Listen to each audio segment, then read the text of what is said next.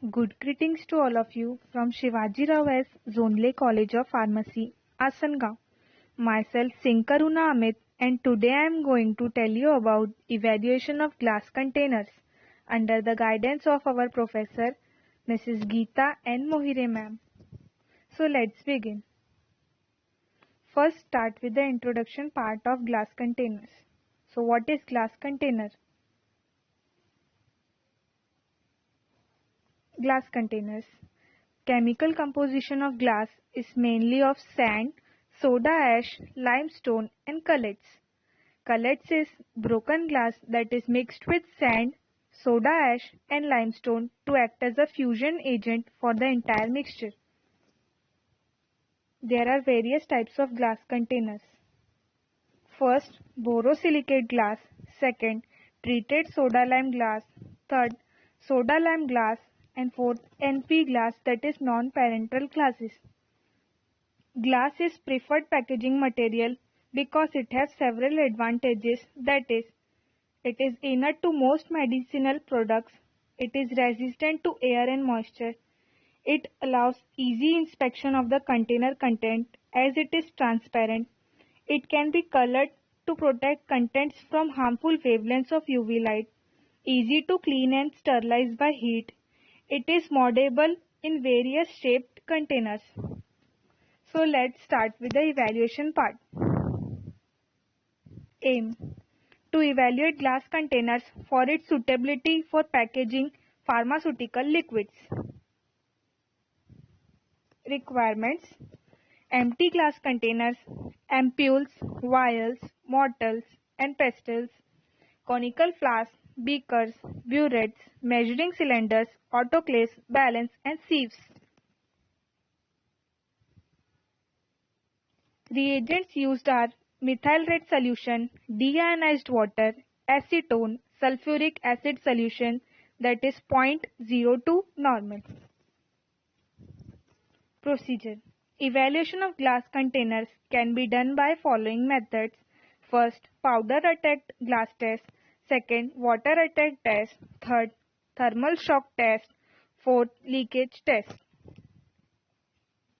Let's begin with powdered glass test. It is done to estimate the amount of alkali leached from the glass powdered, which usually happens at the elevated temperature. When the glass is powdered, leaching of alkali is enhanced, which can be titrated with 0.2 normal sulfuric acid using methyl red as an indicator. Steps involved are preparation of specimen of powdered glass test and washing. Rinse 6 or more containers, dry them, crush them into fragments. Divide 100 gram of coarsely crushed glass into 3 equal parts. Place one portion in mortar. Crush further by shrinking 3-4 blows with hammer. Nest the sieves. Empty the mortar into 20 sieves. Shake the sieve and remove the glass from 20 and 40 sieves. Crush and sieve again as above.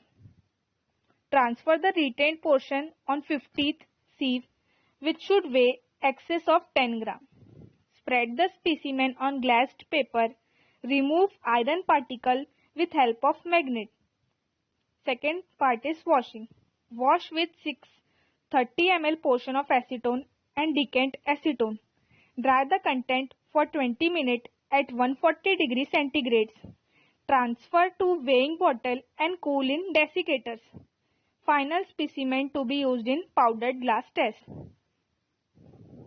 Method: transfer 10.0 gram of prepared specimen in 250 ml conical flask, digested previously with high purity water in bath at 90 degrees centigrade.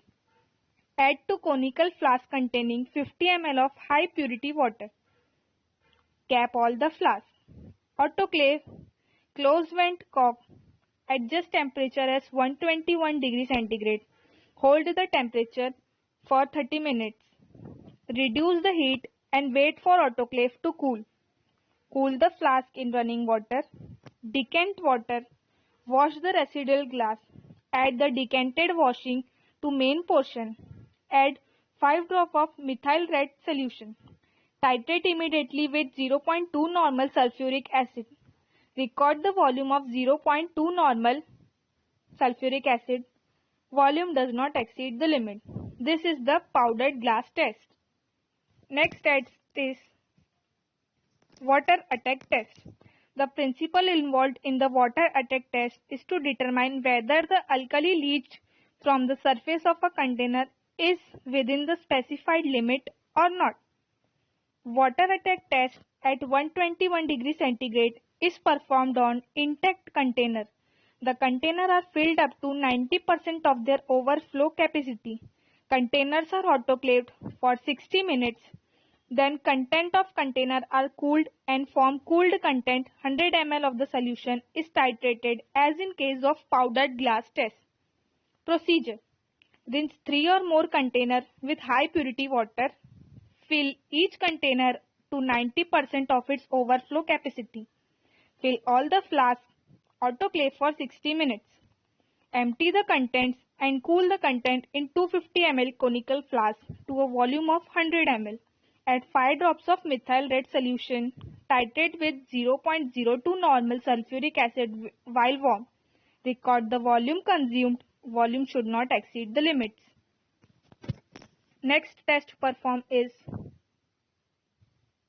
thermal resistance test. Thermal shock testing involves the cyclic testing of a product from a hot temperature to a cold temperature until failure in order to calculate the thermal shock endurance or resistance for that product. Place the sample in upright position in a tray. Immerse the tray into a hot water for a given time and transfer to cold water bath. Temperature of both are closely controlled. Examine crack or break before and after the test. The amount of thermal shock a bottle can withstand depends on its size, design and glass distribution. Small bottle withstand a temperature difference of 60 to 80 degrees centigrade and one pint bottle 30 to 40 degrees centigrade. A typical test use 45 degrees temperature between hot and cold water. Next test is leakage test. Drug-filled container is placed in a container filled with colored solution due to addition of dye, which is at high pressure compared to the pressure inside the glass container, so that the colored solution enters the container. If any cracks or leakages are present, it is shown. This chart used to determine which type of test is used in which type of glass. That is high resistant borosilicate glass. The test uses powdered glass test. Treated soda lime glass uses water attack test. Soda lime glass uses powdered glass test, and all general purposes soda lime glass uses powdered glass test. And their limits are also mentioned. Precautions: take a paper and make a hole at the simmer. Insert the pestle through the hole and place in the mortar. This precaution prevents the glass pieces sinking the eyes and face. Do not filter the aliquot with filter paper. Acetone should only be decanted. Tapping and gyration movement of the sieve should be done while sieving the sample. Do not use hand for passing the powder sample. For water attack test, do not cool down the sample. Use warm samples only. Thank you.